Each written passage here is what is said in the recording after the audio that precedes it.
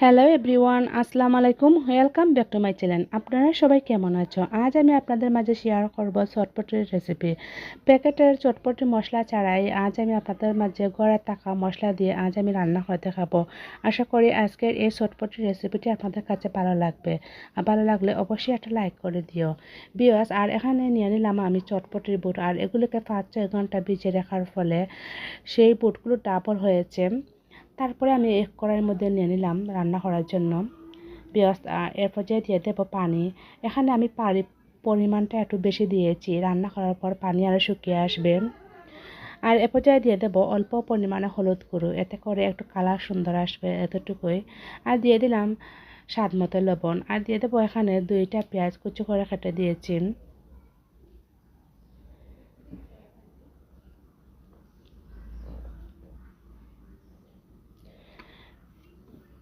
তারপরে আমি চুলায় বসিয়ে নেব, আর অফ ক্যামেরায় আমি এই বুটগুলো রান্না করে নেব।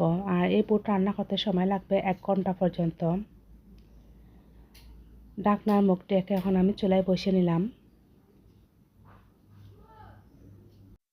ভিউয়ার্স। আর 1 ঘন্টা পর ফিরে আসলাম, আর দেখুন বুট কতটা সিদ্ধ হয়ে গেছে, আর পানিও শুকিয়ে এসেছে। আর এ পর্যায়ে দিয়ে দেবো আমি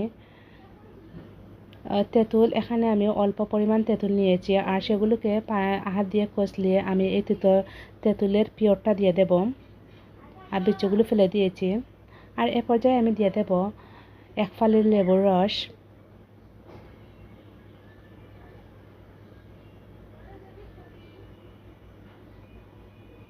ভিউয়ার্স, অন্যদিকে আমি এখন চটপটের জন্য একটা মশলা বানিয়ে নিলাম। এখানে 4-5টা শুকনো মরিচ নিয়েছি, আর শুকনো মরিচ আমি আগে একটু ভেজে নিলাম।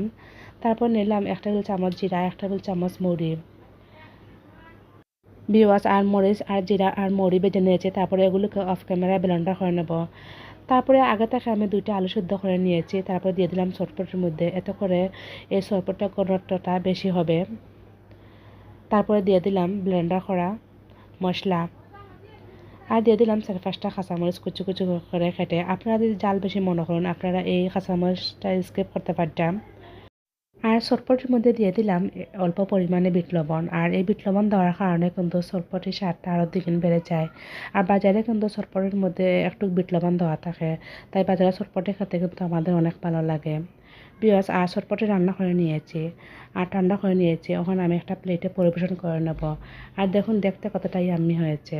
আমার মতো স্টেপ বাই স্টেপ ফলো করে যদি এই চটপটিটা বানান, কথা দিচ্ছি আপনাদের কাছে অনেক ভালো লাগবে।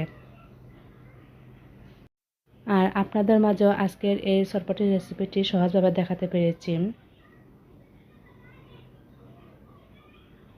তারপরে আমি এই চটপটির উপরে দিয়ে দেব শসা কুচি। শসা আর গাজর আর পেঁয়াজ আর কুচি করে নিয়েছি একটা প্লেটের মধ্যে, আর দিয়ে দেব এখানে পেঁয়াজ কুচি, আর দিয়ে দেব গাজর কুচি।